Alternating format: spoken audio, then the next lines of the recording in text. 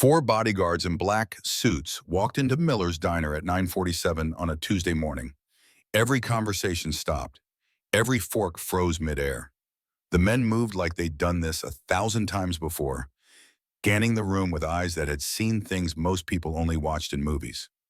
Behind them came two lawyers in pressed gray, carrying briefcases that probably cost more than Marcus Cole made in 6 months. The woman in front had silver hair pulled tight and the kind of face that had stared down boardrooms full of men twice her size. She looked at the counter where Sharon stood frozen, coffee pot still raised. Her voice cut through the silence like a knife through butter. "I'm looking for Marcus Cole. Does he work here?"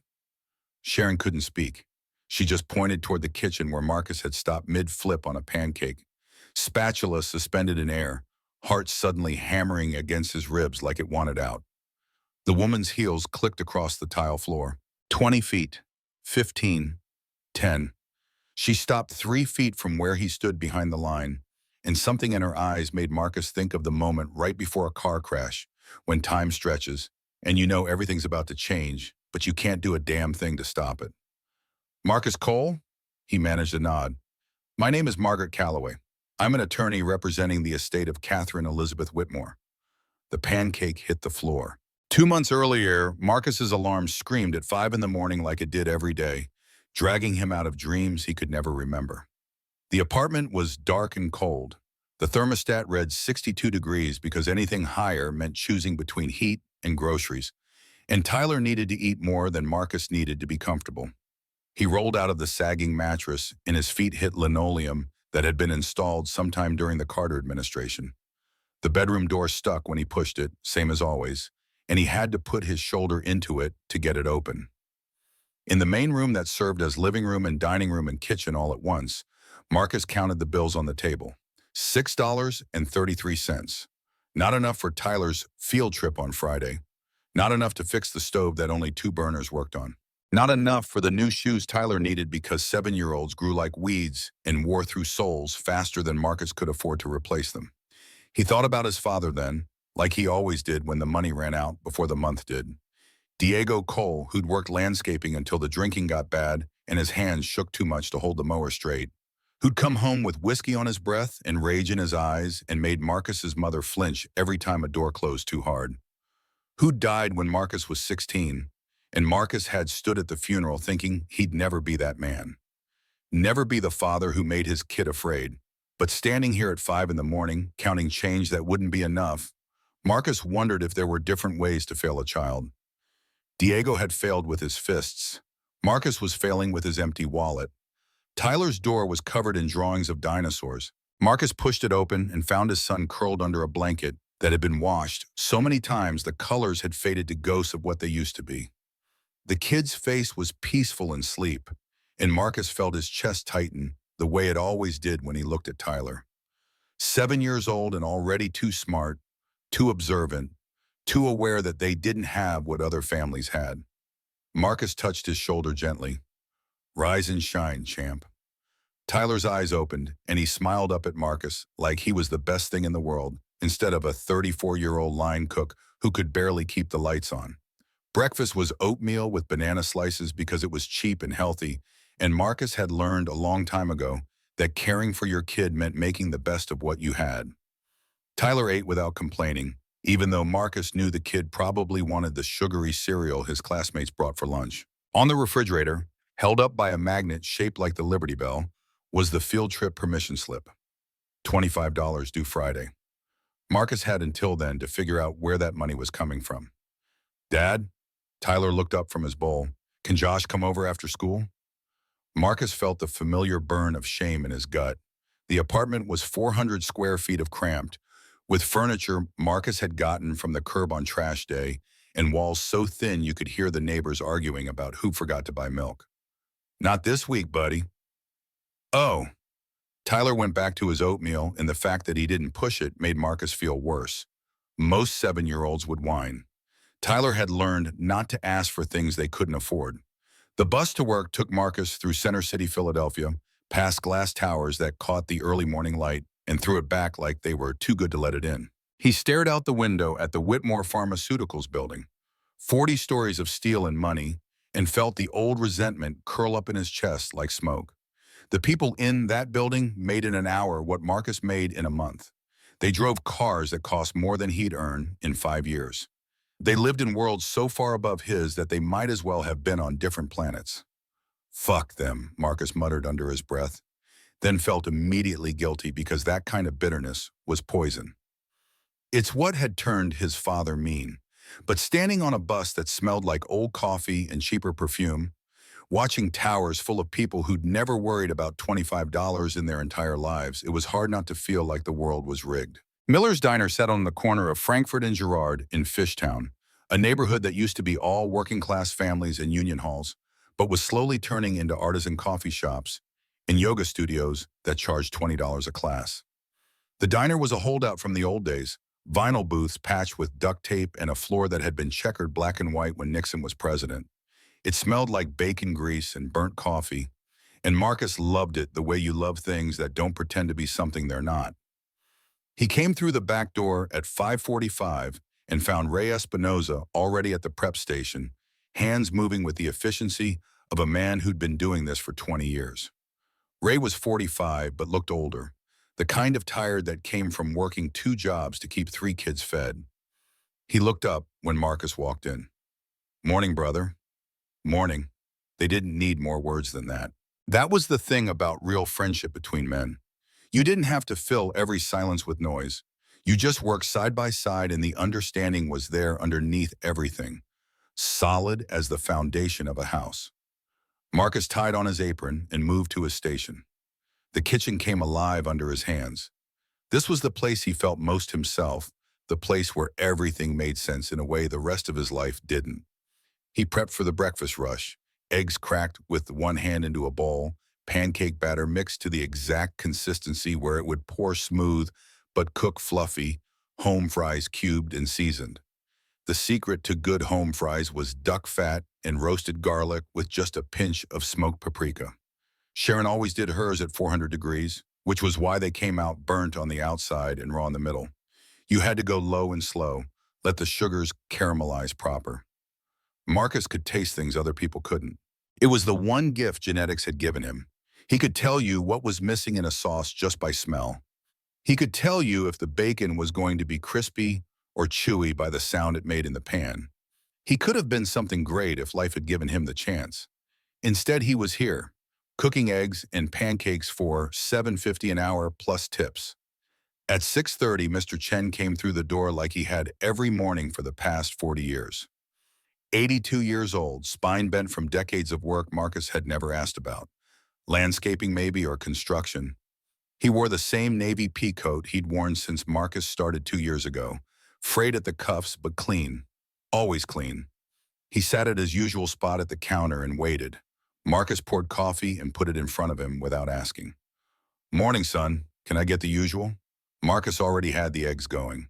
2 over easy, rye toast, bacon cooked crispy, coffee black. He plated it 5 minutes later and set it down.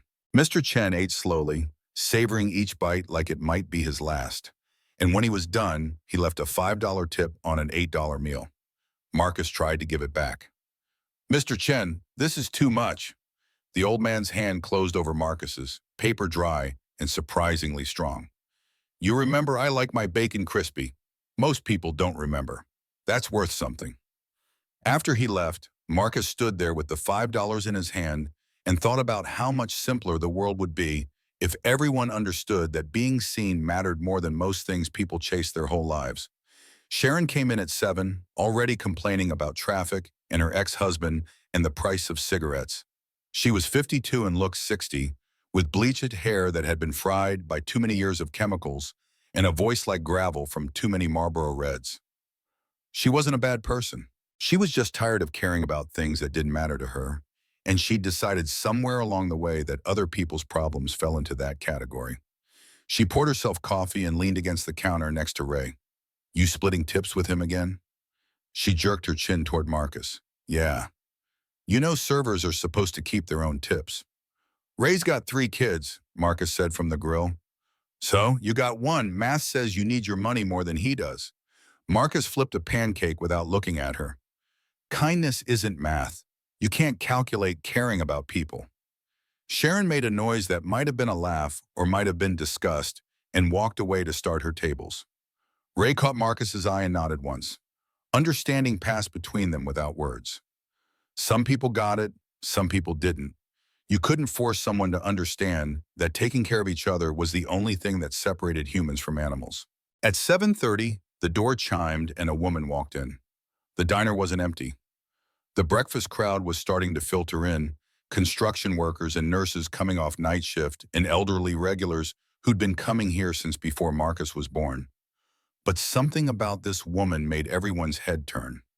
She moved like a ghost, like she was trying to take up as little space as possible. Her jacket was faded black with frayed cuffs and the kind of wear that came from being slept in. Her jeans had holes that weren't fashionable, just worn through. Her hair hung tangled around a face that might have been pretty if it wasn't so drawn, so tired, so haunted. But her eyes. Even from across the room, Marcus noticed her eyes. They were clear and sharp and intelligent in a way that didn't match the rest of her. They swept the diner in one quick assessment, cataloging exits and people and threats the way someone who'd lived rough learned to do. She walked to the back corner booth, the one by the window that looked out onto the alley. The one nobody wanted because it was too isolated, too far from the warmth of the crowd. She sat down and picked up a menu with hands that trembled just slightly. Every person in the diner looked at her, then looked away fast like she might be contagious. The construction workers whispered something Marcus couldn't hear, and one of them laughed. The nurses moved their purses closer. An elderly woman actually stood up and moved to a different table. Sharon appeared at Marcus's elbow, close enough that he could smell the cigarettes on her breath. Great, the drifter's back. Back? She was here 3 times last week.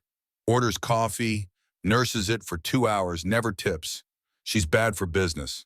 From the dish pit, Daryl called out loud enough for everyone to hear. Someone should call the cops. She probably smells. Marcus felt anger flare hot in his chest. The woman hadn't done anything except exist in a space where people decided she didn't belong. She was sitting quietly, studying a menu like she was trying to decode ancient hieroglyphics, bothering absolutely no one. But Daryl was 28 and had never known what it was like to have people look at you like you were garbage. So he thought it was fine to suggest calling the police on someone whose only crime was being poor. Marcus's voice came out harder than he meant it to. She's not bothering anyone. She's bothering me, Sharon said. Look, table 4 just moved. She's driving away customers. Then table 4 are assholes. Sharon's eyebrows went up. Marcus almost never swore at work, never raised his voice, never let the anger his father had passed down like a genetic curse show through. But something about this woman sitting alone in the corner, being treated like she wasn't human, hit him wrong. He grabbed the coffee pot and walked over before he could think better of it. Up close, he could see more details. The jacket had a designer label inside the collar, barely visible but there. The jeans were worn through, but the stitching was too good to be cheap. Her hands trembled when she reached for the menu, but her nails were clean, no dirt underneath. Everything about her was slightly off, like a picture that was just wrong enough to notice but not wrong enough to explain. And when she looked up at him, those eyes hit him like a physical force. Coffee? How much? $2.50, free refills. She looked down at her hands like she was doing calculations in her head. Just coffee then. Marcus poured. The cup rattled slightly when she reached for it, and he waited to see if she'd spill it, but she managed to get both hands wrapped around it and pull it close. She held it like it was precious, like it was the only warm thing she'd have all day. You want cream and sugar? She nodded. Marcus brought them, and she added both with the kind of care people used when everything mattered because nothing was guaranteed. You eaten today? Her eyes came up sharp, defensive. I'm fine. That's not what I asked. Silence stretched between them. She stared at him like she was trying to figure out what he wanted, what the catch was, what he'd expect in return. Toast is $1.50. I can bring you some. She reached into her jacket pocket and pulled out a handful of change, quarters and dimes and nickels that she counted out on the table with fingers that shook. $2.87 total. Not enough for coffee and toast both. Just coffee. Marcus nodded and walked back to the counter. Ray was watching him with knowing eyes. You gonna do it? Do what? Bring her food anyway. Marcus stared at the grill, at the eggs and bacon and pancakes he'd cooked 1,000 times. I don't know. I know you. You're already decided. I can't afford to feed every person who walks in here broke. But you're going to. Ray said it without judgment, just observation. He knew Marcus the way you knew someone after working side by side for 2 years, through rushes and disasters and quiet moments when the truth came out because there was nothing else to fill the silence. Marcus thought about his father, about the kind of man who looked at someone in need and walked away, about the kind of man who put his own comfort above someone else's survival. Diego Cole had been that man. Marcus had promised himself, at 16 years old, standing over a coffin and not crying because he'd used up all his tears years before, that he would never be that man. Some promises mattered more than money. He made 2 slices of toast, buttered them while they were hot so it melted into the bread, and brought them over without a word. Set them down in front of her and started to walk away. I didn't order this. Her voice was quiet but firm, with an edge underneath that suggested she'd had practice defending herself. Marcus turned back. Extra from the breakfast rush. I can't pay for this. I'm not asking you to. Why? The question hung in the air between them, loaded with more weight than 2 words should carry. Marcus could see the suspicion in her eyes, the wariness of someone who'd learned that nothing came free, that kindness always had a price tag attached. He met her gaze and let the truth sit there, simple and clean. Because I can, and you need it. That's enough. She stared at him for a long moment, and something in her face shifted. Not softness exactly, more like a door that had been locked for a very long time creaking open just a crack. Thank you. You're welcome. He walked back to the counter, and behind him he heard her start to eat. Not fast like someone who was starving, but careful. Grateful. Like she was trying to make it last as long as possible, because she didn't know when the next meal would come. Sharon was waiting with her arms crossed and her mouth set in a line that said she was done holding back. You gave her free food. So now she'll come back every day expecting free food. Marcus shrugged and went back to the grill. There was an order up that needed plating. Then she comes back. You're an idiot, you know that? Probably, but I'll sleep tonight. He meant it too. The truth was that rich men slept on silk sheets and couldn't close their eyes. They worried about stock portfolios and tax brackets and whether their second house in the Hamptons was impressive enough. Poor men slept on mattresses with springs that poked through and slept like babies because they didn't have anything heavy enough to weigh on their conscience. The difference wasn't money. It was whether you could look yourself in the mirror at the end of the day and not hate what looked back. Sharon walked away muttering under her breath. Ray moved closer and spoke quiet enough that only Marcus could hear. Good man, Marcus. Those 2 words mattered more than Sharon's disapproval. Ray had 3 kids and worked 2 jobs and still found ways to help his neighbors when their cars broke down or their heat got shut off. If Ray thought you were doing right, you probably were. The woman finished her toast slowly, then drank her coffee in small sips that made it last 20 minutes. When she was done, she stood and left exactly $2.50 on the table. Every cent she had. She walked toward the door and paused with her hand on it, looking back over her shoulder. Her eyes found Marcus across the room. She nodded once. Marcus nodded back.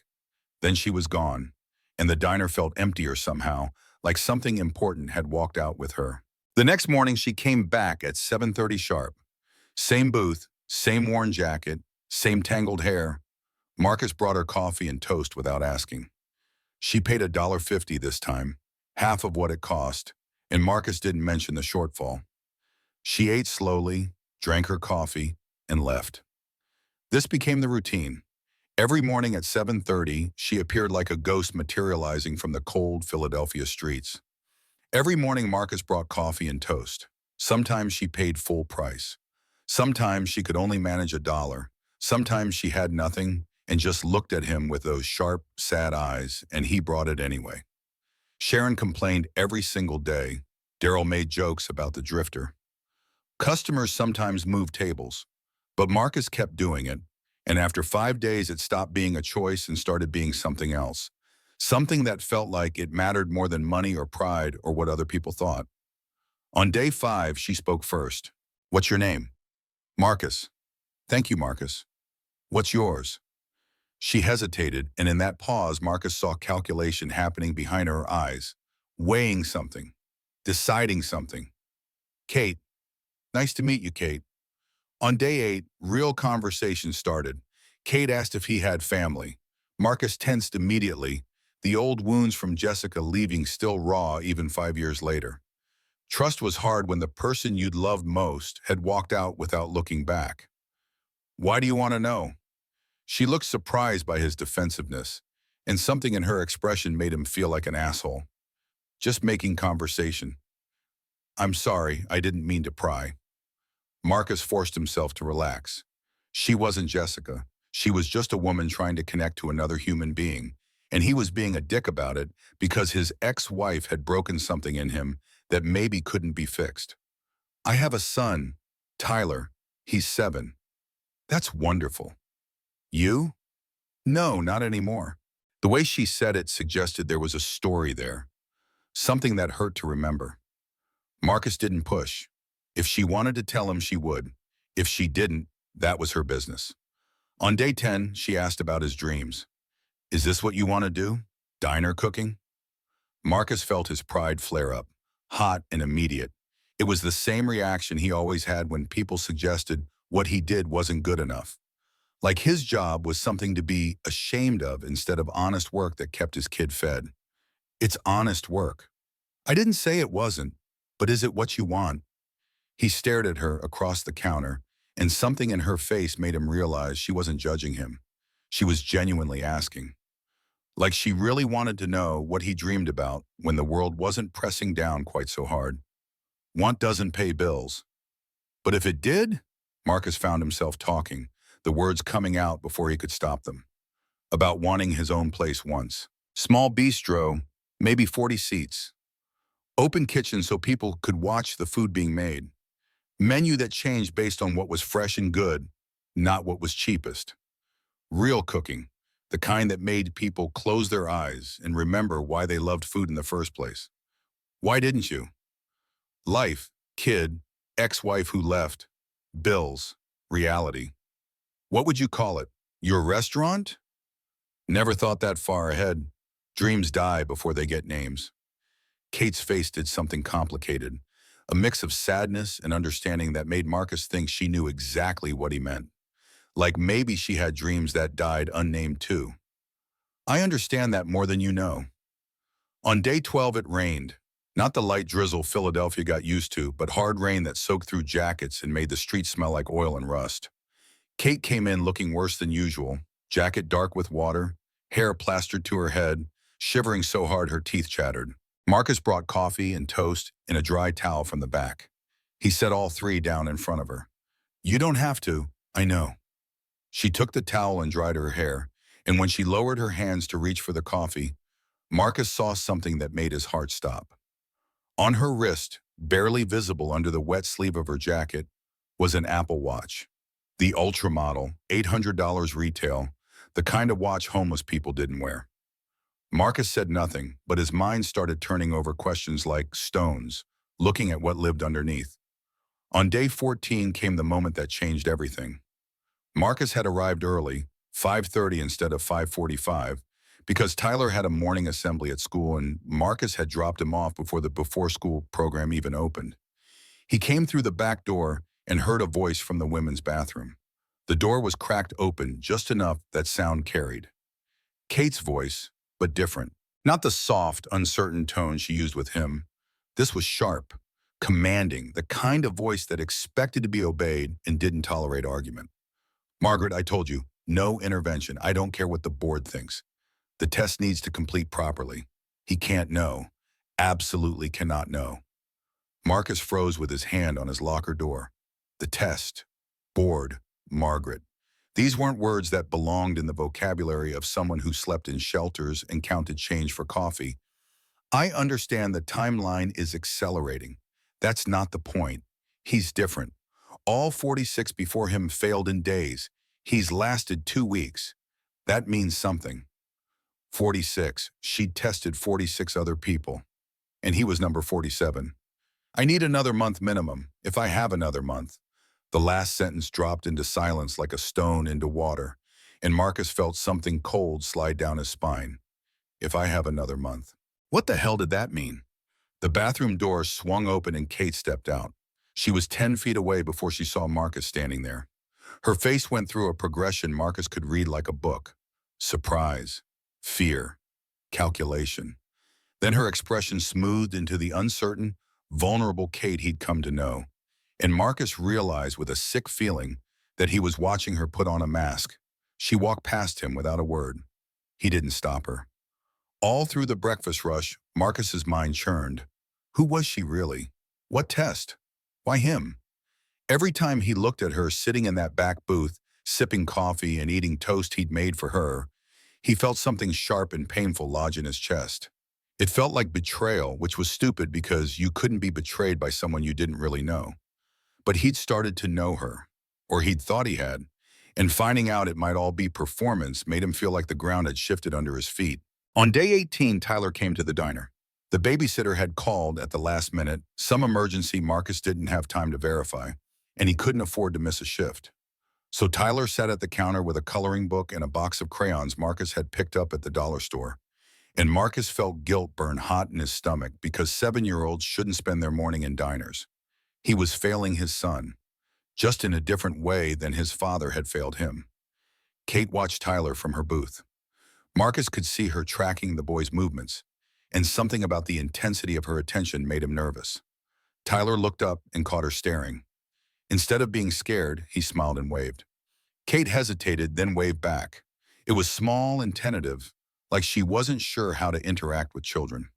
Tyler, being Tyler and having inherited exactly none of his father's wariness, took this as an invitation. He slid off his stool and walked over to her booth with his coloring book held out like an offering. Hi, I'm Tyler. Do you like dinosaurs? Kate's face transformed. The mask slipped and something real showed through, something warm and genuine that made Marcus's chest tighten. She smiled, and it was the first real smile he'd seen from her. I don't know much about them. This is T-Rex. He's my favorite because he's strong, but he's actually nice if you're nice to him. That's a good philosophy. I wish more people believed that. Tyler cocked his head, confused. What's philosophy? It's a fancy word for how you think about the world. Oh, like how Dad says everyone deserves kindness. Kate's eyes went to Marcus across the room, and there was something in them that made it hard to breathe. Something like recognition, like gratitude, like pain. Yes, exactly like that. Marcus watched them talk and felt the anger from the overheard phone call start to fade. Whatever she was doing, whatever test she was running, this moment with Tyler was real. He could see it in the way her shoulders relaxed, in the way she listened to his son talk about dinosaurs like he was explaining quantum physics, in the way she looked at Tyler like he was precious. Kate pulled a napkin from the dispenser and began to fold it. Her hands shook, but she moved with precision, creasing and turning and folding until she'd created something beautiful. A paper crane. She held it out to Tyler. For you. Tyler's eyes went wide. Wow, how did you do that? I'll teach you. And she did.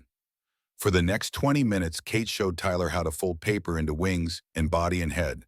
Her hands trembled the whole time, but she never lost patience. Tyler messed up twice and she just unfolded it and started again, her voice gentle and encouraging.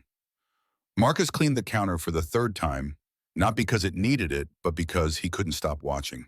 Ray appeared at his elbow. She's good with kids. Yeah, you care about her. Marcus tensed. It was one thing to feel it, another thing entirely to have someone else say it out loud. I don't even know her, but you want to. Ray said it without judgment, just observation. Marcus didn't answer because what was there to say? Yes, he wanted to know her. He wanted to understand why someone who could fold origami with the precision of an artist and spoke with vocabulary that suggested real education was sitting in a diner pretending to be homeless. He wanted to know why her hands shook and why she'd tested 46 people before him and what exactly she was looking for. But more than that, he wanted to know the woman underneath the mystery, the one who smiled at his son, the one who held her coffee cup with both hands like it was the most important thing in the world. Tyler succeeded in making a crane wobbly but recognizable and held it up for Marcus to see. "Dad, look!" "That's amazing, buddy." Tyler turned to Kate. "Thank you. Can I come back tomorrow and you teach me more?" Kate looked at Marcus, and he saw her asking permission. The fact that she asked, that she recognized this was his son and his choice, made something in his chest loosen. He nodded. Kate's face lit up. "I would like that very much." Tyler hugged her, an impulsive 7-year-old gesture that clearly caught her off guard. She froze for a half second, then her arms came up and wrapped around him gently. When Tyler pulled back, Marcus could see tears on her face. After Tyler left with the babysitter who'd finally shown up, Kate approached the counter. Marcus was wiping it down again, definitely not looking for excuses to be near where she was standing. "He's wonderful." "I'm trying." "No, you're succeeding. He's kind. That comes from you."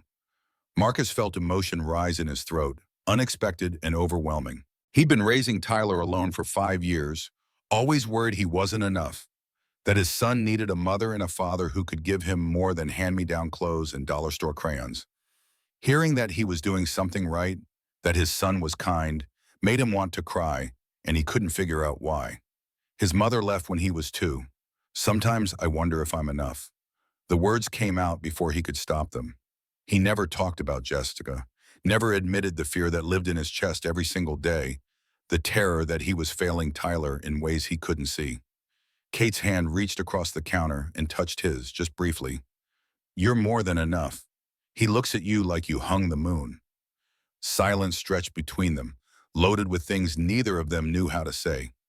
Marcus pulled his hand back, first because the touch felt too good, and good things in his life had a habit of disappearing.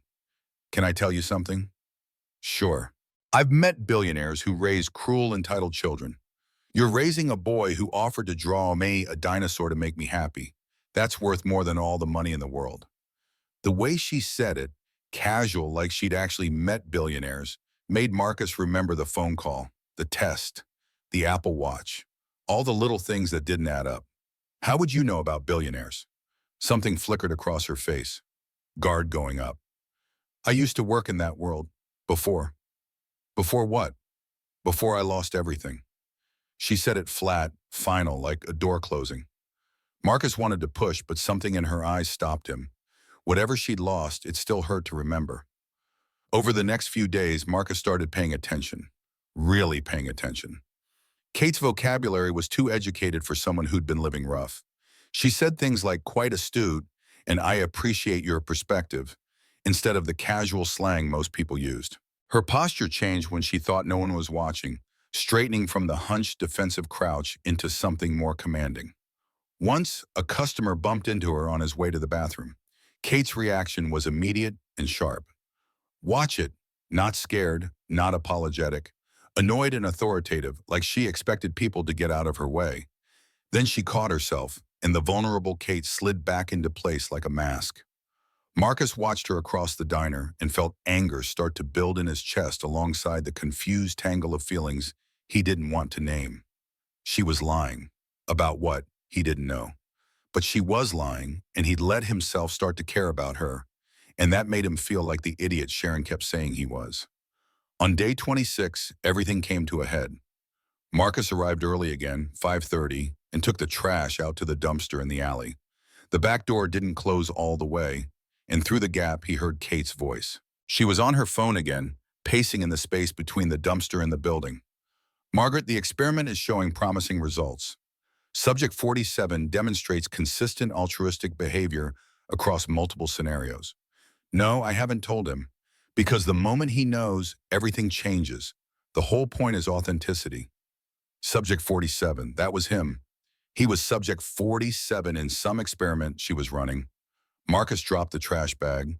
It hit the ground with a crash loud enough to echo off the brick walls. Kate spun around and saw him standing there 10 feet away. Her face went through every emotion at once before settling on something that might have been fear. For a long moment, neither of them moved. Then Marcus spoke, and his voice came out harder than he'd ever heard it. "Who are you really?" Kate opened her mouth, closed it, opened it again. I can explain. Then explain. Now. Not here. Not yet. Then when? When you're ready to understand. Something in Marcus snapped. All the anger he kept buried, all the frustration from being poor and powerless and having nothing while people in towers made money hand over fist, all of it came rushing up and out. Fuck that. I've been feeding you for a month. I let my son get attached to you, and you're running some kind of experiment? What am I, a lab rat? No, God, no, Marcus, please. My name is Mr. Cole to you. He turned and walked back inside, slamming the door hard enough that the frame rattled. Behind him, he could hear her calling his name, but he didn't turn back. His hands were shaking when he got to the kitchen, and Ray took one look at his face and went still. What happened? She's been lying, the whole time. All of it, a lie. About what? I don't know yet, but I'm going to find out. The rest of the shift passed in a blur of anger and hurt and confusion. Kate didn't come into the diner. Marcus made her coffee anyway, cutting the toast into pieces the way she liked it because his hands remembered even when his brain was screaming at him to stop. He set it on her table and it sat there, getting cold while the seat stayed empty. Sharon looked at the untouched food. Told you she wouldn't last. Marcus didn't answer. He went back to the grill and cooked through the lunch rush. And when 2 o'clock came and his shift ended, he grabbed his jacket and headed home. Tyler would be getting out of school soon. Marcus needed to pull himself together before then, needed to stop feeling like someone had reached into his chest and rearranged everything inside. That evening, Tyler asked about Kate. Dad, where was Kate today? I don't know, buddy. Is she okay? Marcus lied without hesitation. Yeah, she's fine. Is she coming back tomorrow? I don't know. Tyler went quiet and Marcus could see him processing, could see the wheels turning in his 7-year-old brain that was too smart for its own good. Did you make her mad? The question hit harder than it should have. Why would you think that? Because you make that face. The face you made when Mom called and didn't want to talk to me. Marcus felt something crack in his chest. His son was 7 years old and already reading disappointment in his father's face. Already learning that people left and it hurt and you had to pretend it was fine. I'm sorry, Tyler.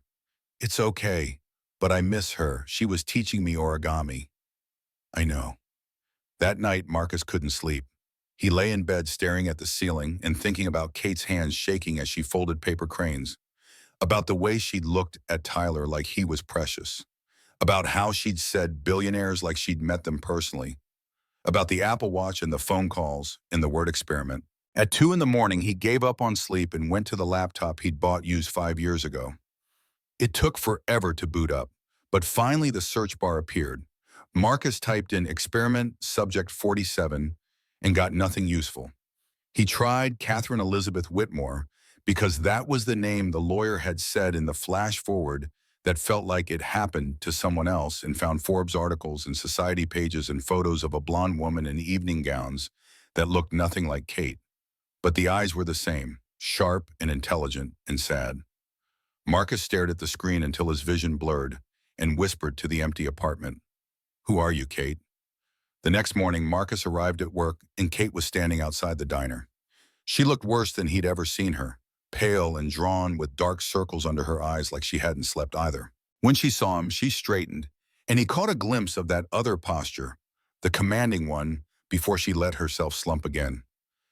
Marcus, please, let me explain.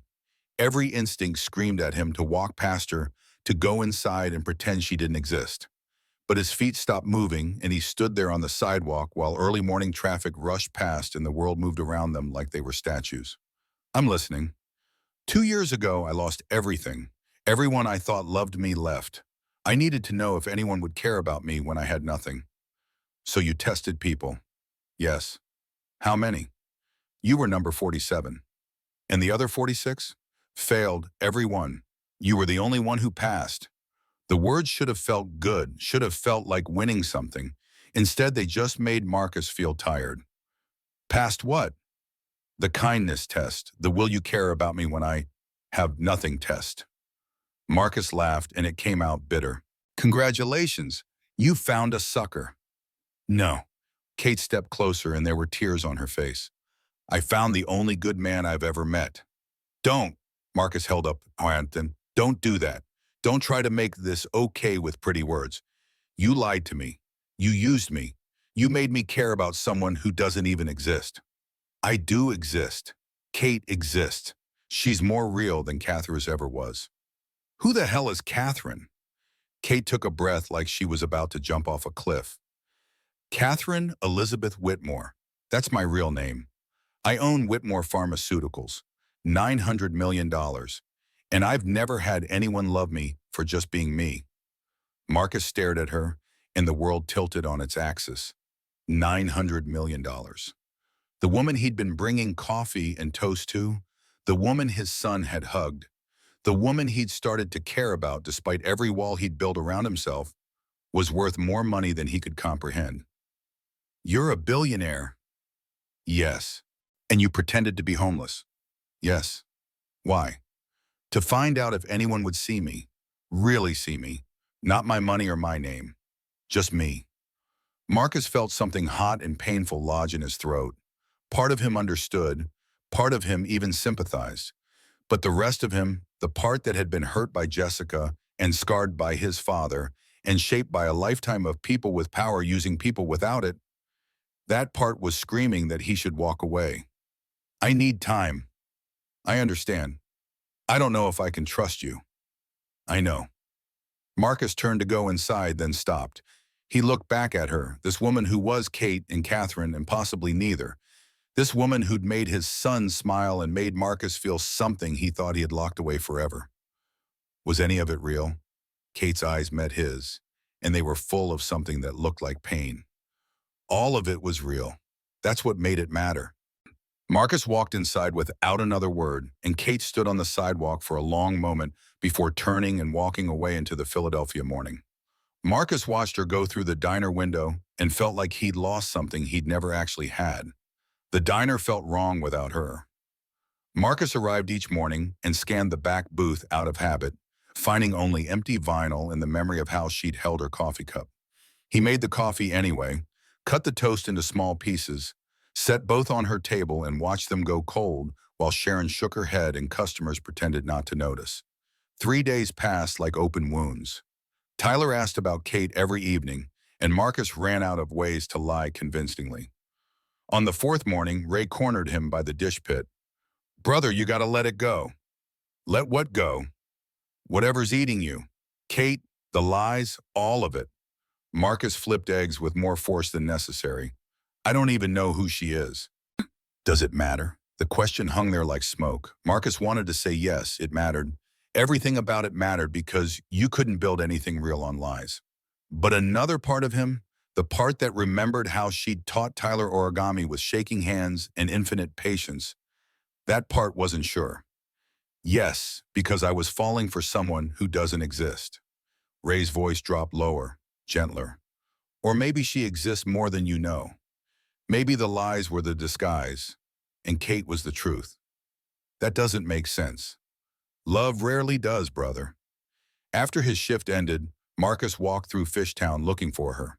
He checked Liberty Lands Park where homeless people gathered under the pavilion, showed a grainy photo he'd taken of her teaching Tyler to a group huddled around a trash can fire. Nobody recognized her. He tried the Women's Community Center on Lehigh, the chosen 300 Ministries shelter, the Sunday breakfast rescue mission. Shelter directors looked at him with tired eyes that had seen too many desperate searches. Son, if she doesn't want to be found, you won't find her. I have to try. Why? Because she'd looked at his son like he was precious. Because she'd asked about his dreams when nobody else cared. Because for 3 weeks, sitting across from her with coffee between them, Marcus had felt less alone than he'd felt in 5 years. Because I need to understand. On the 5th day after she vanished, Marcus's phone rang during the lunch rush. Unknown number. He almost didn't answer, but something made him swipe accept and press it to his ear while balancing 3 plates. Mr. Cole, this is Principal Henderson from Fishtown Elementary. Marcus's blood went cold. What happened? Tyler was in an altercation. He's hurt. We've called an ambulance. The plates hit the counter too hard. One cracked straight down the middle. How hurt? He's bleeding. You need to come now. Marcus told Ray he was leaving, didn't wait for a response, ran out the door and into the street. A taxi almost hit him. He didn't care. The hospital was 12 blocks and he covered them at a dead sprint, lungs burning, heart hammering against his ribs like it was trying to escape. The emergency room smelled like antiseptic and fear. Tyler sat on a bed with blood crusted around his nose and a cut on his forehead that would definitely need stitches. When he saw Marcus, his face crumpled. "Dad." Marcus pulled him close, careful of the injuries, and felt rage and terror war in his chest. "What happened, buddy?" "Jake said we're trash. He said you're poor and we don't matter." The rage won. Marcus saw red at the edges of his vision, wanted to find this Jake kid's parents and make them understand what it felt like to have your child hurt. But Tyler was still talking, his voice small. "I pushed him. He pushed back harder. I fell." "Tyler, you can't fight." "But Dad, he said mean things."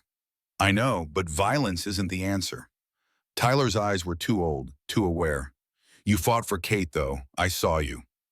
The words hit Marcus like a fist. His son had seen him lose control, had watched him become the angry man Marcus swore he'd never be. The doctor walked in before Marcus could figure out how to respond. "Mr. Cole, your son needs stitches. 5 or 6. Do you have insurance?" The shame burned hotter than the anger had. "No." "The bill will be approximately $1,200. $1,200. Marcus had $80 in his checking account and $6 in his wallet. He looked at his son's bloody face and wanted to scream. "Can I do a payment plan?" The doctor's face showed pity that made Marcus want to punch something. "We'll work something out. Let me get supplies." The door closed. Tyler reached for Marcus's hand. "I'm sorry, Dad. I made everything expensive." Marcus's throat closed up. 7 years old and already apologizing for needing medical care. Already understanding they couldn't afford emergencies. Already learning to make himself smaller so he wouldn't be a burden. "Tyler, buddy, this isn't your fault. Never think that." The door opened again, but it wasn't the doctor. A nurse stepped in, looking confused. "Mr. Cole, there's someone here." Catherine walked through the door behind her, but not Kate, not the woman with tangled hair and worn clothes who'd sat in the back booth folding paper cranes. This was someone else entirely. Tailored charcoal pantsuit that probably cost more than Marcus made in 3 months. Hair pulled back in a severe bun that showed the elegant bones of her face. Diamond studs that caught the fluorescent light. Heels that clicked authority with every step. She moved like she owned the space. Like the hospital was hers and everyone in it who worked for her. Marcus didn't recognize her for 3 full seconds. Then her eyes met his and he saw Kate underneath the armor. "Is he all right?" The voice was different too. Crisp, commanding, the voice of someone who expected immediate answers and got them. "Kate?" "Catherine." The correction landed like a slap. She moved to Tyler's bedside and her face softened when she looked at him, some of the CEO mask slipping to show real concern underneath. "Hi, Tyler. Remember me?" "Kate, you came back." "I heard you got hurt. I wanted to make sure you were okay." The doctor returned with supplies and stopped short when he saw Catherine. His eyes went to her handbag, probably worth more than his monthly salary, then to her face. "I'm sorry, only family." Catherine pulled a black card from her purse and held it out like a weapon. "Bill everything to this account, and I want your best pediatric surgeon, not an ER resident." The doctor hesitated. "Our best surgeon is in the middle of..." "Pull him out. Cancel whatever he's doing. This child gets priority." "Ma'am, we have protocols." Catherine's eyes went ice cold, the same eyes that had stared down hostile takeovers and fired entire departments without flinching. "I own a pharmaceutical company that supplies 30% of this hospital's medications. Do you understand what I'm saying? Call your best surgeon now." The doctor's face went pale. He practically ran from the room. The doctor's face changed when he saw the card. Amex Centurion, invitation only. The kind of thing that separated the very rich from everyone else. "Ms. Whitmore, Catherine Whitmore." Recognition flickered across his face. "As in Whitmore Pharmaceuticals?" "Yes, now get him the best care available. Immediately." The doctor practically bowed on his way out. Catherine turned to Marcus, and the softness vanished, replaced by something colder. "We need to talk. Privately." Marcus looked at Tyler. Buddy, stay here. I'll be right outside the door. In the hallway, Marcus rounded on her with fury that had been building for days. Who the fuck are you? I wanted to tell you. Sorry, you've been lying for weeks. I had reasons. What reasons? You're some rich bitch slumming it for fun? The words came out cruel, designed to hurt, and they hit their mark. Catherine's face went rigid, the CEO mask slamming back into place. Watch your tone. Or what? You'll buy me like you buy everyone else? Something in her face cracked, hurt bleeding through. That's not fair. Fair, you lied about everything. Who you are, what you wanted, why you were there. Not everything. Catherine's voice dropped, became smaller, more vulnerable. Kate showing through Catherine's armor. My feelings for you, those were real. Feelings? You don't even know what that word means. Tears formed in her eyes, and Marcus hated himself for putting them there, even as rage still burned hot in his chest. I know better than you think. She took a breath like she was steadying herself before jumping. 2 years ago, my parents died. Car accident on I-95. 3 months later, Jonathan, my fiancé, left me. He said I was too much to handle. Said my grief was exhausting. Everyone I thought loved me disappeared. Marcus felt some of the anger drain away, replaced by something more complicated. So you decided to test people? I decided to find out if anyone would care about Catherine the person, not Catherine Whitmore the heiress. By lying? By removing the thing that made everyone lie to me. My wealth. Silence stretched between them, loaded with questions Marcus didn't know how to ask. How many people did you test? You were 47. And the others? Failed, every single one. You were the only one who passed. Passed what? Her voice broke on the words.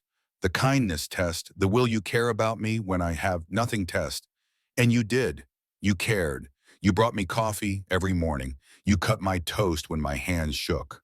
You defended me to customers who called me trash. You didn't know I had money. You didn't care. You just saw someone who needed help and you helped. Marcus leaned against the wall because standing felt like too much work suddenly. I don't know if I can trust you. I understand. I was falling for you, for Kate, and Kate doesn't exist. Kate is more real than Catherine ever was. Catherine is what I have to be to run a company. Kate is who I want to be, who I am when nobody's watching. The distinction made a strange kind of sense. Marcus thought about his own armor, the way he kept walls up to protect himself from getting hurt again. Maybe everyone wore masks.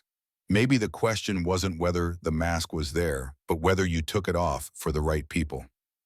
There's more you need to know. Catherine's voice had gone quiet, and something in her tone made Marcus's stomach drop. I'm sick. Congenital heart disease. I've had 2 surgeries. The doctors say I have 6 months. Maybe less. The hallway tilted. Marcus grabbed for the wall. What? That's why I came to Philadelphia, why I did the test.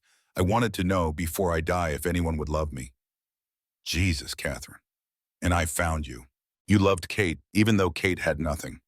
Marcus's throat was too tight to speak. Catherine stepped closer, close enough that he could smell her perfume. Something expensive and complicated that probably had a French name. Of course I did. Why? Because Kate was kind. Kate was real. Kate made me feel like I wasn't alone. Catherine's face crumpled, and suddenly she wasn't the intimidating CEO anymore. She was just Kate, crying in a hospital hallway. I wasn't pretending that part. That was real. All of it. Marcus pulled her into his arms before he could think better of it. She folded against him like she'd been waiting for permission to stop holding herself together. Her body shook with sobs, and Marcus held her and thought about all the ways people could lie while telling the truth. Over the next week, something shifted. Catherine came to the diner each morning, but differently. Sometimes in expensive clothes with her hair styled, looking every inch the CEO. Sometimes as Kate, in worn jeans and tangled hair. She stopped pretending they were separate people. They were both her. On the 3rd day after Tyler's accident, she invited Marcus to her penthouse. He left Tyler with Ray's wife and took the Market Frankfurt line to Rittenhouse Square, where buildings cost more per square foot than most people made in a year. The doorman looked at Marcus's jeans and work boots with barely concealed disdain, but let him through when he gave Catherine's name. The penthouse took up the entire 42nd floor. Floor-to-ceiling windows showed Philadelphia spread out like a circuit board, lights stretching to the horizon. Art on the walls that Marcus recognized from magazines. Furniture that looked uncomfortable and probably cost more than cars. Catherine answered the door in jeans and a sweater, barefoot, looking more like Kate than the woman who'd commanded doctors. "You came. You invited me. I wasn't sure you would." She led him to the kitchen, which was all marble and stainless steel and looked like nobody had ever cooked in it. Catherine opened the refrigerator and pulled out ingredients. "I thought I'd make dinner. You cook?" "Badly, but I wanted to try." She started on chicken parmesan, and Marcus watched her massacre it with techniques that made his chef's soul weep. When she tried to taste the sauce and burned her tongue, he couldn't help himself. "Here, let me show you."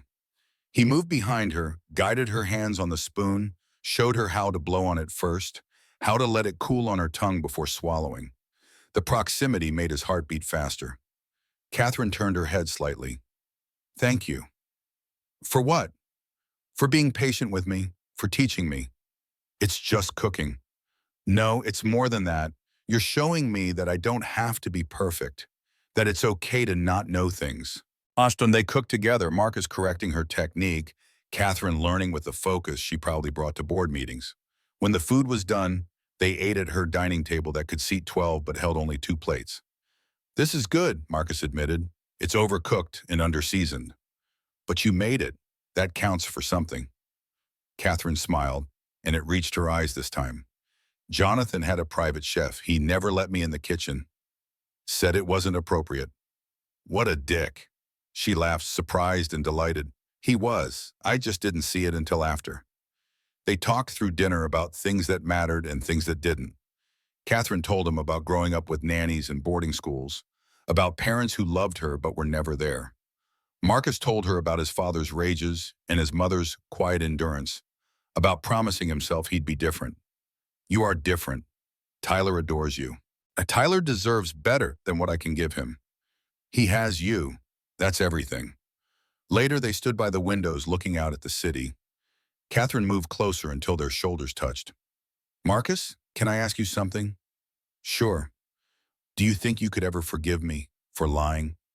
He thought about it, really thought about trust and betrayal and the difference between hiding who you were and becoming someone new, about how she'd looked at Tyler in the hospital and how her hands had shaken when she folded paper cranes. "I think I already have." She turned to face him, eyes searching his. "Well, because I understand now. You weren't lying about who you were. You were lying about what you had. There's a difference." Catherine kissed him then, soft and tentative like she was afraid he'd pull away. Marcus didn't. He kissed her back, and it felt like coming home to a place he'd never been. Over the next 10 days, they built something new. Catherine came to Marcus's apartment and didn't flinch at the small space or old furniture.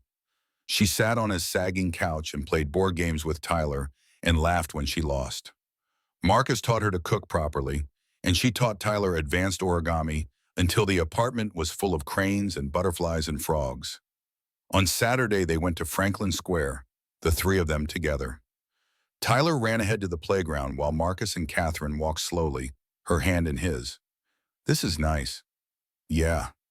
I never thought I'd have this. Normal. Family. Is that what we are?" Catherine stopped walking and looked at him with eyes that had seen too much hurt. "I'd like us to be, if you want that." Tyler ran back before Marcus could answer, dragging Catherine toward the carousel. "Kate Mom, come on!" Catherine froze. Tyler had called her Kate Mom, half nickname, half wishful thinking. She looked at Marcus with panic and hope warring on her face.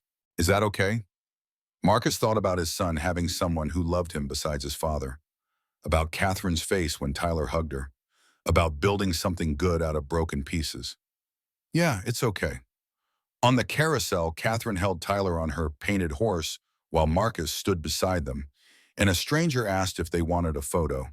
The 3 of them together looking like a family, frozen in pixels that Catherine later said was her favorite picture ever taken. That night, after Tyler was asleep, Catherine stayed. They lay on Marcus's bed in the dark, not having sex, just holding each other. Her head rested on his chest, and he could feel her heartbeat, irregular and too fast. Marcus? Yeah. If I don't make it, promise me you'll use the money to open your restaurant. Promise me Tyler goes to a good school. Promise me you'll find someone else to love. Don't talk like that. Please let me say this. He tightened his arms around her. I don't want anyone else. You will eventually, and that's okay. I want you to be happy. I can't imagine being happy without you. Her voice broke. You will be, because you're strong. Stronger than you know.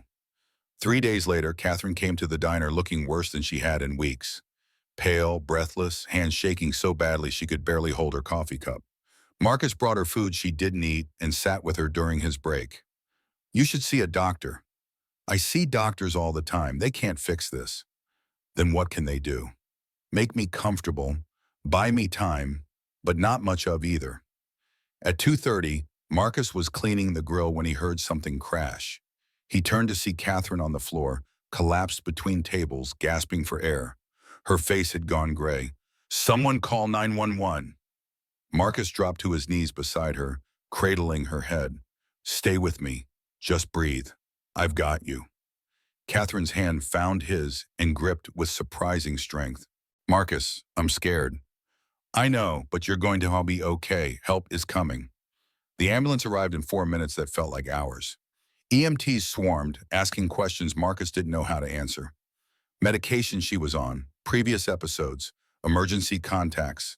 Marcus went with her because she grabbed his hand and wouldn't let go, and the EMT saw the desperation on both their faces and didn't make him stay behind. At the hospital, case. Doctors and nurses moving with practiced efficiency, Catherine on monitors that beeped wrong rhythms, someone shocking her with paddles, and Marcus watching through a window, praying to a God he'd stopped believing in years ago.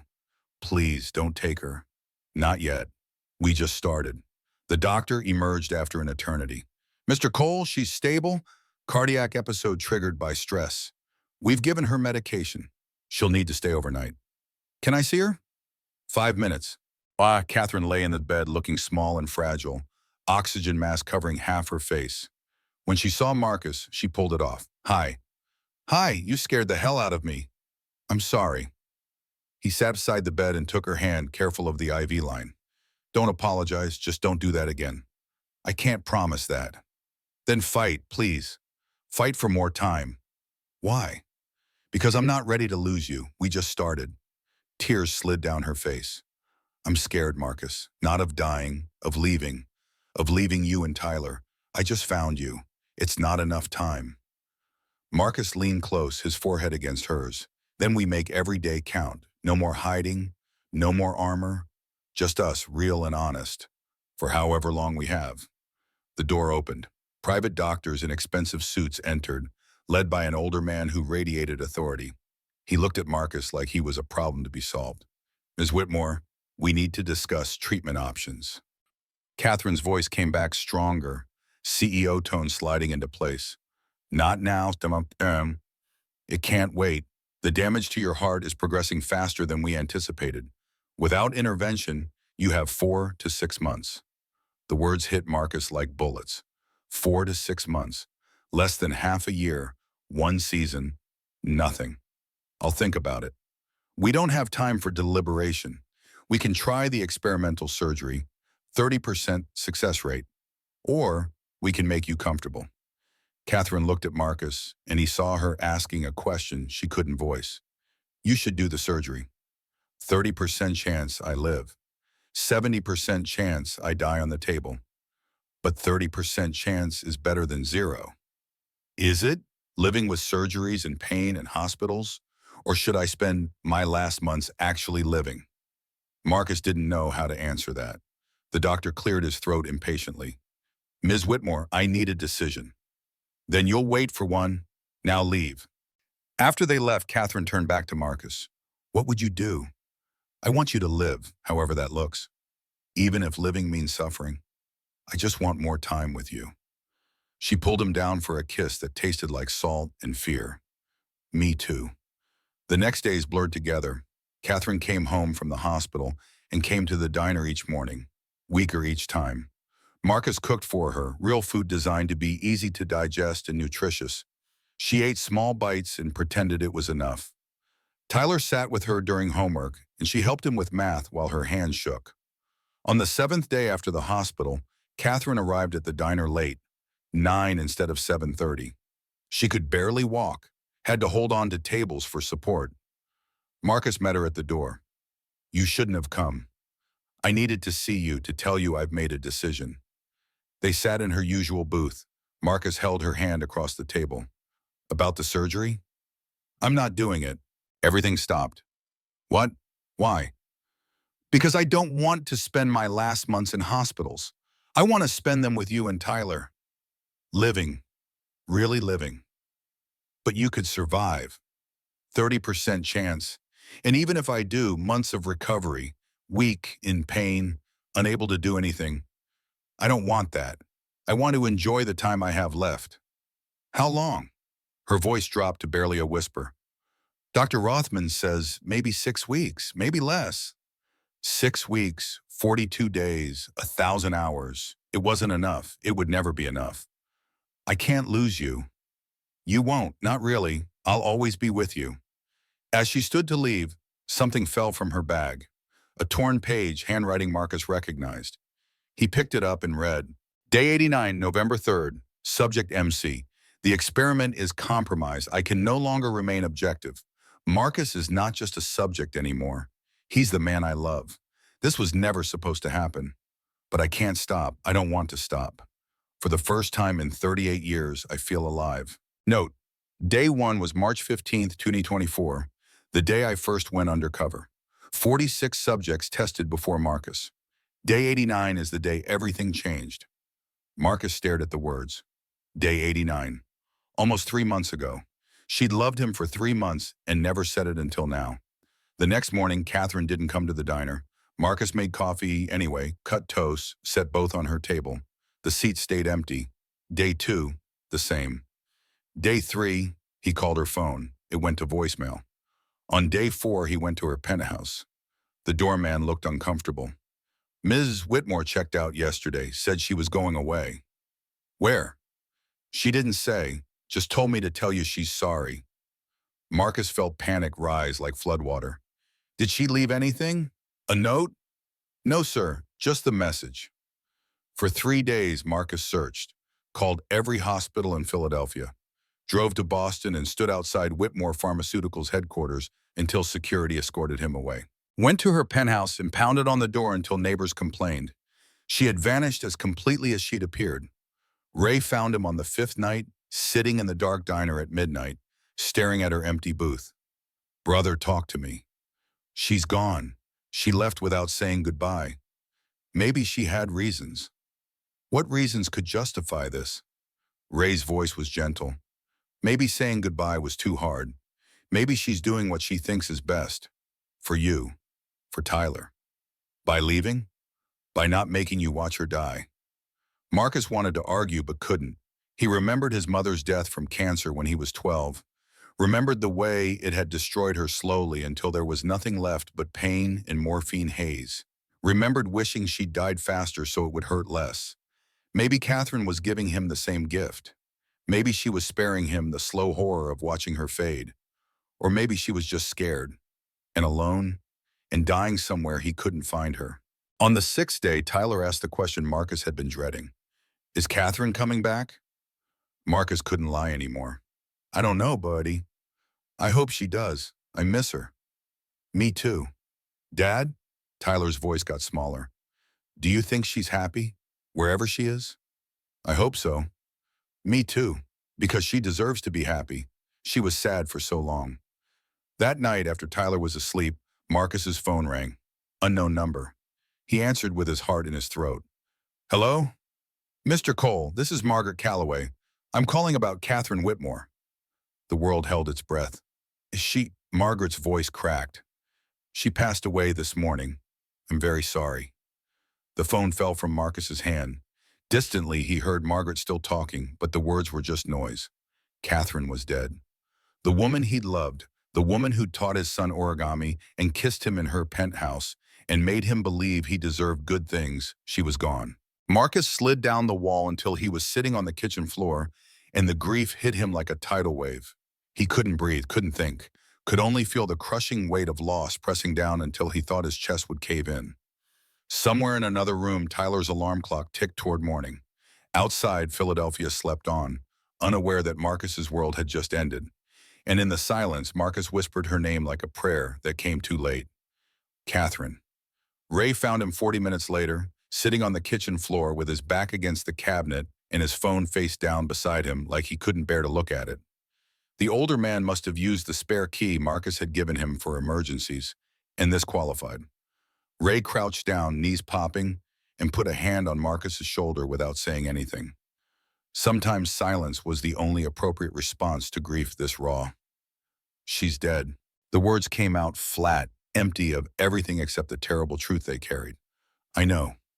Margaret called me too. She gave me your address. Marcus's hands were shaking. He pressed them against his thighs, but couldn't make them stop. I never got to say goodbye. I never told her I loved her. She knew, brother. She knew. How? I was angry when she left. What if she died thinking I hated her? Ray settled onto the floor beside him, their shoulders touching in that way men had of offering comfort without making a production of it. You read that journal page, day 89. She knew you loved her long before you figured it out yourself. Morning light started creeping through the window above the sink. In 6 hours, Marcus would have to tell Tyler that the woman who'd called herself Kate Mom was never coming back. The thought of seeing his son's face break made Marcus want to crawl out of his own skin. How do I tell him? The truth, same way you'd want someone to tell you. At 7:30, Tyler emerged from his room with sleep-messy hair and questions in his eyes. He took one look at Marcus's face and stopped in the doorway. Is it Catherine? Marcus couldn't speak. He just nodded, and Tyler's face crumpled in a way that would haunt Marcus for the rest of his life. Is she? Yeah, buddy. She died yesterday. Tyler stood frozen for a long moment, processing in that way children did when something incomprehensible crashed into their world. Then his voice came out small and lost. Did it hurt? I don't think so. Her heart just stopped. Where is she now? Marcus pulled Tyler onto his lap even though the kid was getting too big for it, held him close while his own heart felt like it was being crushed in a vice. I don't know. Heaven, maybe. Will we see her again? Someday. Not for a long time, but someday. Tyler started crying, the kind of deep sobs that shook his whole body, and Marcus held him and cried too. They stayed like that until the sun was fully up and Philadelphia woke around them. Two people trying to figure out how to keep living when part of them had died. Margaret called again that afternoon with details Marcus barely processed. Private funeral in Boston. Tomorrow at 2. Catherine had left specific instructions that Marcus be invited. There would be a will reading afterward. I don't want anything. Margaret's voice carried a weight that suggested she'd expected this. She wanted you to have it. Please come. Marcus drove to Boston at dawn with Tyler sleeping in the passenger seat. 3 hours on I-95 gave him too much time to think about the last conversation they had had, about how she'd chosen not to fight because she wanted to live instead of survive, about how maybe that was the bravest thing anyone could do. The cemetery was in Brookline, old money and older graves, a private section with headstones that cost more than houses. 20 people gathered in expensive black clothes, and Marcus felt like an intruder in his department store suit that he'd bought for his mother's funeral and hadn't worn since. Board members whispered when he and Tyler walked up. Who's that? I don't know, not family. Margaret detached from the crowd and approached with a face that had been crying recently. Mr. Cole, thank you for coming. She wanted me here. She did, very much. The priest spoke about Catherine Whitmore, successful businesswoman and philanthropist and dutiful daughter.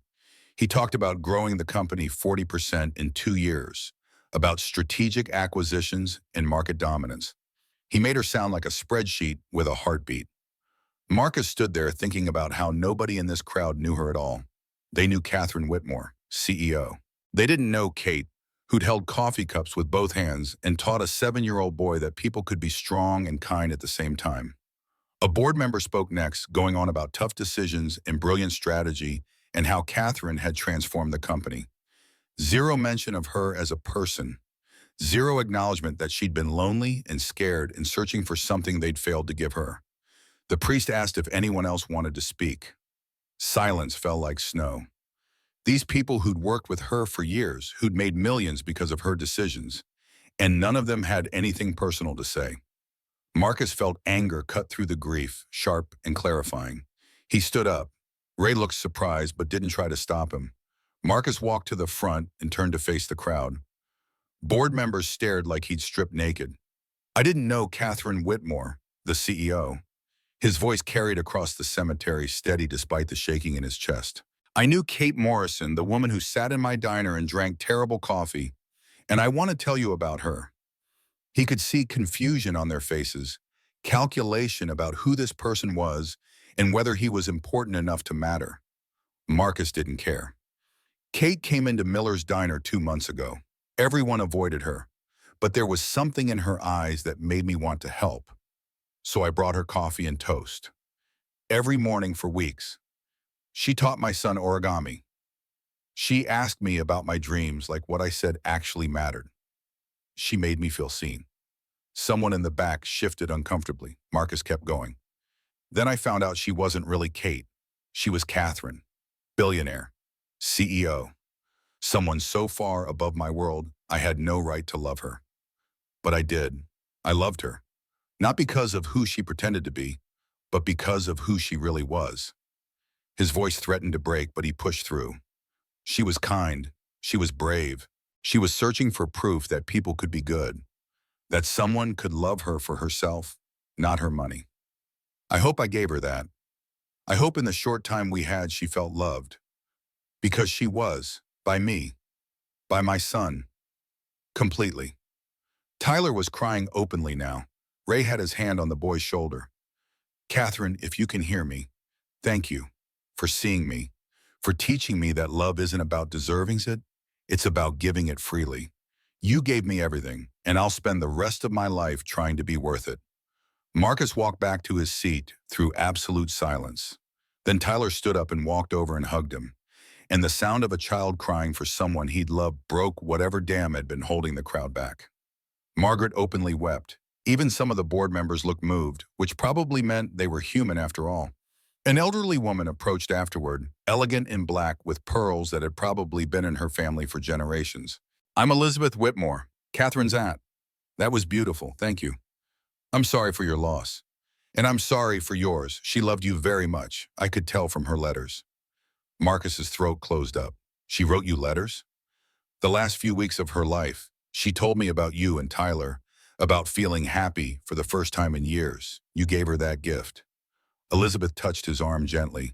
She would want you to be happy. Don't let grief steal that from you. The will reading happened in a conference room that could have held 50, but only had 15. Margaret and another lawyer sat at the head of a polished table that reflected the overhead lights. Marcus held Tyler's hand and tried to focus as the lawyer read through legal language that meant nothing to him. The estate totaled $900 million. $500 million to the Catherine Whitmore Foundation, $300 million to family trusts, $50 million to employees, $40 million to medical research, and $10 million to Marcus Cole. The room exploded. A board member shot to his feet. $10 million? Who the hell is this man? Another voice, sharp and suspicious. This has to be fraud. Catherine wasn't in her right mind. She was ill. She couldn't have. The lawyer's voice cut through the chaos like a blade. The will was executed 6 months ago when Mrs. Whitmore was of sound mind and body. It's ironclad. Any challenges will be expensive and unsuccessful. Marcus couldn't process the number. 10 million. More money than he could conceptualize. Enough to solve every problem he'd ever had and create entirely new ones. Margaret held up a thick envelope. There's also a personal letter. Catherine requested Mr. Cole read it in private. A board member's face went red. We have a right to know what's in that letter? No, you don't. It's personal correspondence. Margaret stood and gestured for Marcus to follow. She led him to a smaller office with a window overlooking Boston Common. Tyler waited outside with Ray while Marcus sat down with 8 pages of handwriting that was the last thing Catherine would ever say to him. "My dearest Marcus," it began, and his hands started shaking so badly he almost couldn't hold the paper. She told him about being born rich and never knowing struggle, about parents who loved her but were never there, about dating boys who loved her name and not her person, about Jonathan leaving when grief made her difficult instead of decorative, about realizing nobody had ever loved the real her. So I decided to find out, would anyone love me if I was nobody? She described the 18 months of testing, the 46 people who failed, the growing despair that maybe she'd been right all along about humanity being fundamentally selfish. Then she described day one at Miller's Diner. "Day one, you brought me coffee and toast. I didn't ask, you just did it. When I asked why, you said, because I can, and you need it. That's enough." Those 8 words changed my life. Marcus had to stop reading to wipe his eyes. Catherine's voice came through so clearly on the page, vulnerable and honest in a way she'd rarely been in person.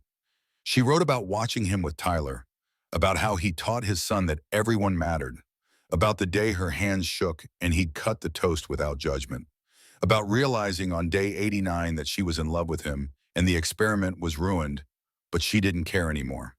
"I fell in love with you, Marcus, deeply, completely, for the first time in my life, and then I found out I was dying faster than expected. I had to choose, tell you and spend my last days watching you grieve, or leave and spare you that pain." She apologized for choosing wrong, for running instead of staying, for dying before she could say goodbye properly. "But Marcus, those weeks with you were the happiest of my life, worth more than all 38 years before. You gave me something money couldn't buy. Love, real love, the kind that sees past what you have to who you are." The letter explained the 10 million, not charity, investment in goodness. Use it for the restaurant, for Tyler's education, for building something beautiful. "But more than money, I'm giving you control of my foundation. $500 million. You decide where it goes. Because in 47 people, you're the only one who passed every test. Consistency, empathy, dignity, character." She described her journal, 500 pages documenting 18 months of searching. Day one was March 15th, 2024, when she first disguised herself as Kate Morrison. Days 188 tested 46 people across Philadelphia. All failed within hours or days. Day 89, August 29th, was when Marcus brought her coffee without asking. Day 152, December 12th, was the day before she died. Every entry after day 22, his name, over and over. How her feelings grew. How she was angry at dying because she'd finally found what she was looking for. The final section broke him completely. My last entry, written the night before I died. Day 152, tomorrow I'll be too weak to write, so this is goodbye. Marcus, wherever you are when you read this, I love you. Present tense. Death doesn't stop that. Be happy. Find someone else to love eventually. You have so much to give. Thank you for everything. For seeing me, for loving me, for proving I wasn't wrong about humanity. Forever yours, Catherine. P.S. The coffee really was terrible, but I'd drink it every morning for eternity if I could have you across the counter. Marcus folded the letter carefully and pressed it against his chest. Then he broke down completely, sobbing in a way he hadn't since he was a child, grief pouring out in waves that threatened to drown him. He cried for Catherine, for what they'd lost, for all the time they'd never have. He cried for Tyler losing someone who'd loved him. He cried for himself and the hole in his life that would never quite heal. Ray found him 20 minutes later, still crying, and just sat down and put an arm around his shoulders. Didn't try to make it better. Just sat with him in it. 2 weeks passed like wading through mud. Marcus went to work because he didn't know what else to do, cooked breakfast for people who had no idea his world had ended, went home to Tyler and tried to be the father his son needed while feeling like he was made of broken glass. The 10 million sat in his bank account untouched. Looking at it made Marcus feel sick. It was blood money, grief money, a number on a screen that represented everything he'd lost. Ray cornered him in the walk-in cooler on day 15. You gonna use that money or just let it sit there mocking you? I don't know what to do with it. She told you. I read the letter, remember? You showed me. It feels wrong, like taking money for loving her. Ray's voice got firmer than Marcus had ever heard it. It's not payment. It's a gift from someone who loved you. Honor her by using it. Build what she wanted you to build. I don't know if I can. Then figure it out. Because right now you're disrespecting her memory by letting fear win. The words hit like a slap, shocking Marcus out of the paralysis grief had created. Ray was right. Catherine had given him this chance because she believed in him. Refusing it wasn't noble. It was cowardice. That night, Marcus called Margaret. I want to set up the foundation, the way Catherine wanted. Margaret's relief carried through the phone. I'll start the paperwork. What focus areas? People who are invisible, homeless women, single parents, kids in poverty, the ones society pretends don't exist. She would love that. Will you run it? No, but I know someone who should. Ray Espinoza. He's worked 2 jobs for 15 years to support his family. He understands struggle. Ray cried when Marcus told him, big guy breaking down in the diner parking lot. Brother, I can't. I'm not qualified. You're the most qualified person I know. Catherine would agree. The Catherine Whitmore Foundation launched a month later with Ray as director of operations at a salary that let him quit his second job. They helped 20 families in the first week. Single mothers with medical bills, veterans who couldn't afford rent, teenagers aging out of foster care with nowhere to go.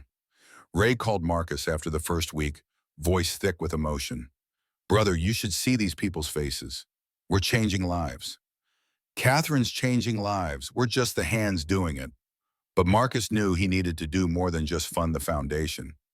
Catherine had wanted him to open the restaurant, to chase the dream he'd let die. For weeks, he'd made excuses about why it wasn't the right time. Finally, Ray called him out. Stop being scared. She believed in you. Believe in yourself. Marcus started looking for spaces in Fishtown the next day. Found a storefront on Frankfurt Avenue, small but perfect. 40 seats, open kitchen, good bones.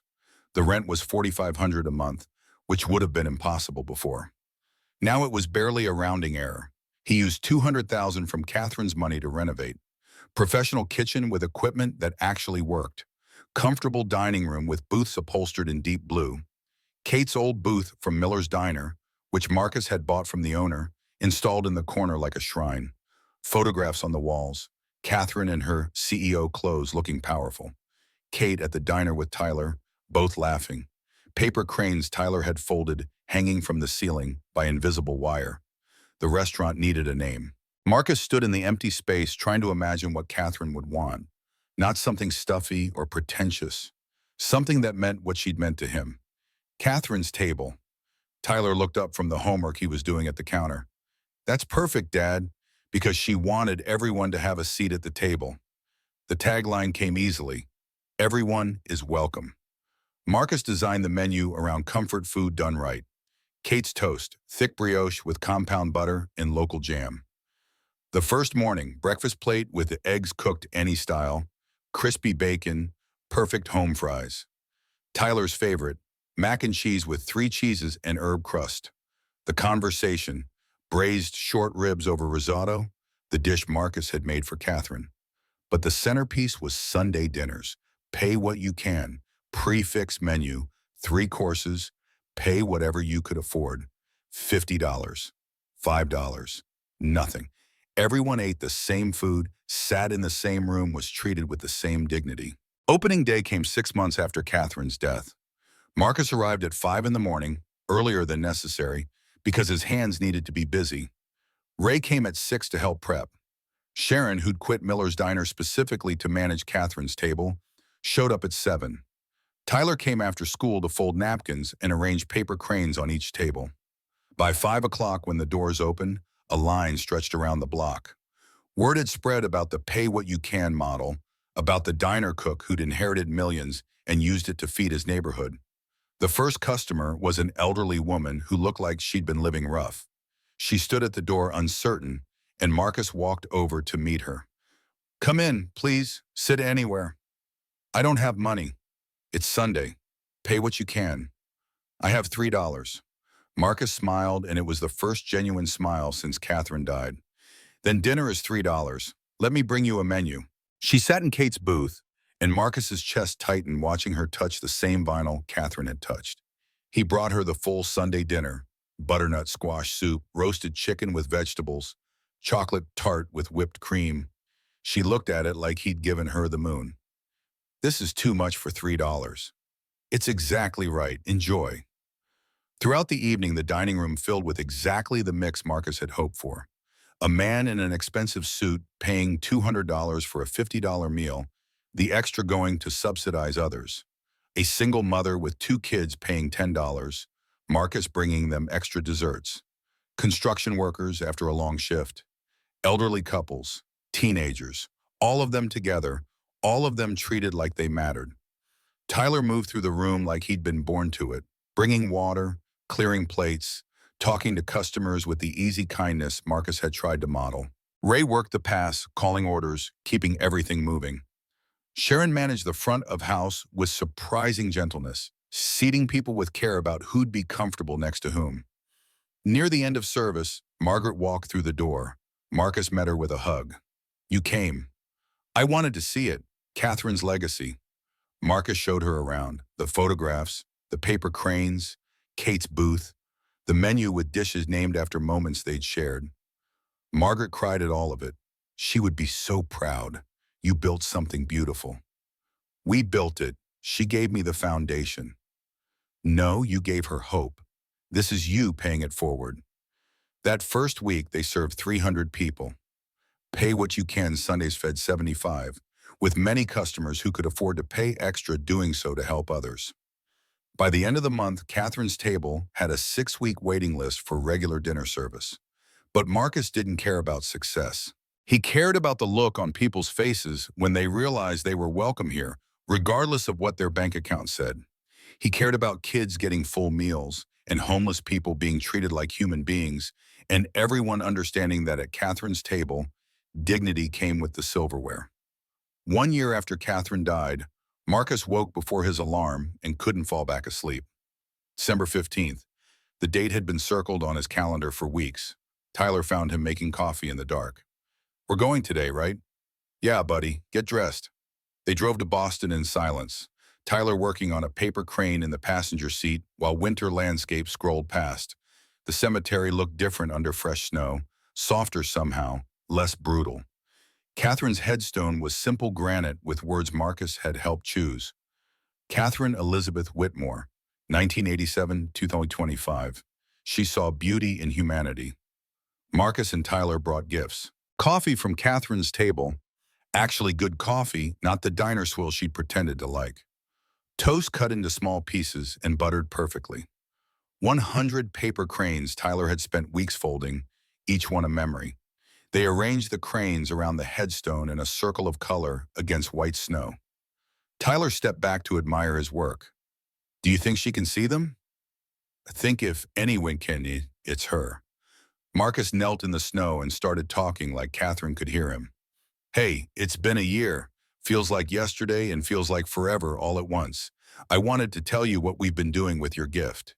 He told her about the restaurant, about people sitting together regardless of what they could afford, about the foundation helping 500 families, about Tyler, who was doing well in school and still made origami for anyone who looked sad. Ray's running the foundation full-time now. His kids have what they need finally. Sharon came to work for me, and she's actually nice to people sometimes, which feels like a miracle. And me, I'm okay. Some days are harder than others, but I'm living, not just surviving, the way you wanted. His voice cracked. I miss you, though, every day. Every time someone sits in your booth or orders toast or asks me about the photos on the wall. Every time Tyler makes a crane and I remember you teaching him. Every time I taste something and wish you were there to try it. Tyler knelt beside him and put a hand on his shoulder. It's okay to be sad, Dad. Kate Mom would understand. Marcus pulled his son close. I know, buddy, I know. Tyler addressed the headstone directly. Hi, Catherine, it's Tyler. I'm 8 now. I learned 20 new origami shapes. Dad says you'd be proud. I help at the restaurant. I fold napkins and make cranes for people who need them. Dad taught me that's what you would want, for us to see people the way you saw us. He placed his best crane, perfectly folded without a single wrinkle, on top of the headstone. This is for you. I made it perfect. They stood there a long time, two people honoring someone who changed their lives by believing they deserved better than what they had. Finally, Marcus spoke one last time. I promise I'll keep doing this. Keep seeing people. Keep treating them like they matter. Keep building the world you wanted to see. Thank you for everything. For the coffee, for the love, for showing me I didn't have to stay small. I love you. Always will. The drive back to Philadelphia was quiet but not heavy.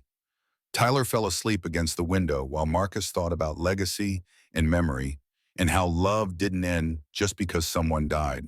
It transformed, became something you carried forward and gave to others. Catherine's table was closed Mondays, but Marcus went anyway to prep for the week. He was surprised to find the door unlocked, Ray inside checking inventory. Thought I'd get a jump on things. On your day off? This place is more than a job, brother. It's a mission. They worked together in comfortable silence, two men who'd become family through shared purpose. Around 3, a family approached the window and peered in. Mother, 2 young kids. The mother's clothes were worn but clean, her face showing the particular exhaustion of someone who worked hard and still came up short. Marcus went to the door and opened it. Can I help you? I'm sorry, I know you're closed. I just wanted to see. I heard about the Sunday thing. Pay what you can. We open for dinner at 5 tomorrow. You should come.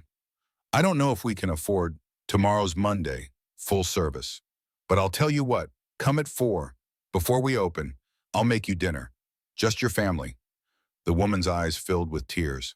Why would you do that? Marcus thought about Kate sitting in the back booth of Miller's Diner, about how he'd brought her coffee because it was the right thing to do, about how that simple act had changed both their lives. Because everyone deserves to feel human. That means everyone deserves good food and a warm place to sit. They came at 4. Marcus sat them in Kate's booth and cooked while Tyler brought them water and crayons for the kids. He made them a full meal, butternut squash soup with sage, Caesar salad with house-made croutons, chicken parmesan with fresh mozzarella, rigatoni and marinara, roasted Brussels sprouts with balsamic, and chocolate tart with whipped cream for dessert. Food that said you matter, you're seen, you're welcome here. When they finished, the mother tried to pay. How much do we owe?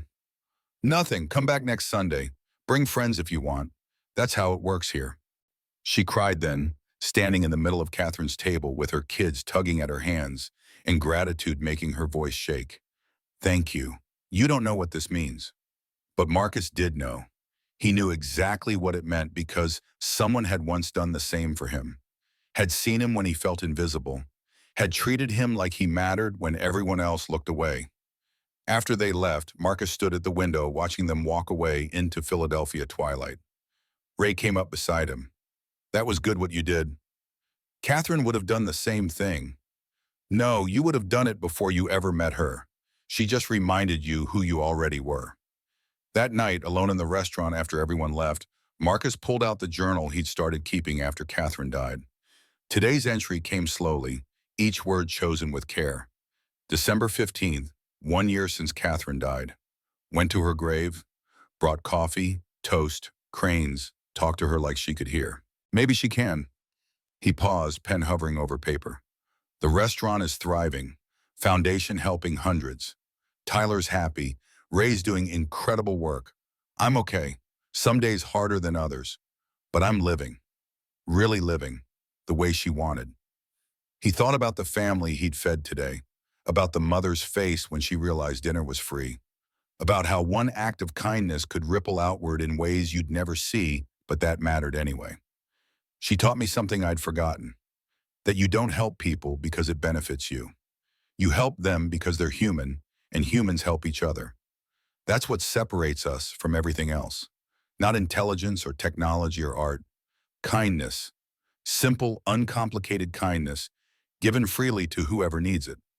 Marcus closed the journal and looked around the restaurant. Photographs of Catherine watching from the walls. Paper cranes catching the streetlight through windows. Kate's booth empty, but somehow still full of presence. He whispered to the silence, "I miss you every day, but I understand now what you were trying to teach me. Love isn't about time, it's about impact. We had 2 months and you changed my entire life. That's enough. That's more than enough. That's everything." He turned off the lights and locked up. Outside, snow had started falling again, dusting Philadelphia in white. A homeless man huddled in the doorway of the building next door. Marcus stopped. "You hungry?" The man looked up, suspicious. "What's it to you?" "I own this restaurant, Catherine's Table. Come back tomorrow at 4, before we open. I'll feed you." "Why?" Marcus thought about Kate in her worn jacket, about how everyone had looked away except him, about how that moment of seeing someone had led to everything that came after. "Because you're standing here and I have food. That's reason enough." The man stared at him like he was speaking another language. "For real?" "For real, 4 o'clock tomorrow. Don't be late." Walking to his car, Marcus felt something loosen in his chest. The grief was still there, would probably always be there in some form, but it had transformed into something he could carry while still moving forward. Catherine wasn't gone. She was in every meal he cooked, every person he fed, every moment he chose kindness over convenience. At home, Tyler was already asleep, paper cranes scattered across his bed like he'd been practicing before exhaustion won. Marcus gathered them carefully, put them in a box where they kept all the cranes Tyler made. Hundreds of them now, each one a small act of beauty in a world that needed more beauty. He thought about Catherine's question from their last real conversation. If kindness mattered, if it was worth anything in a world that seemed to reward selfishness and cruelty. The answer was yes. Kindness mattered precisely because the world was hard. It mattered because suffering was common and compassion was rare. It mattered because every person who chose to be kind made the world fractionally better, and enough fractional improvements eventually added up to something resembling hope. Catherine had tested 47 people trying to find proof that goodness existed. She'd found it in Marcus, but he knew the truth. It existed everywhere, buried under fear and hurt and the scars life left. His job now wasn't to prove goodness existed. It was to call it forth in others the way Catherine had called it forth in him. That was legacy, not money or buildings or having your name on a foundation. Legacy was the ripples you left in other people's lives, the ways you changed them that changed how they changed others. Catherine's kindness had made Marcus kinder, and Marcus's kindness would make others kinder.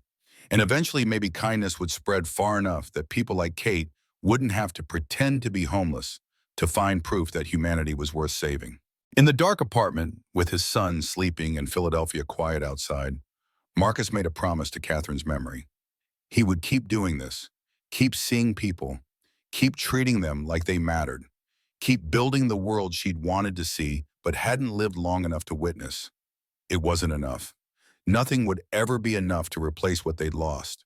But it was something, and sometimes when the grief felt overwhelming and the absence felt unbearable, something was enough to keep going.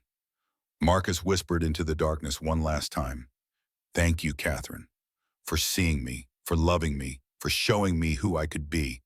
I promise I'll make it matter every single day. I promise." Outside the window, snow fell on Philadelphia. Inside, Marcus closed his eyes and dreamed of coffee and toast and paper cranes, of a woman with sad eyes who taught him that people weren't rich or poor, homeless or housed, worthy or worthless. They were just people. And people deserved to be seen.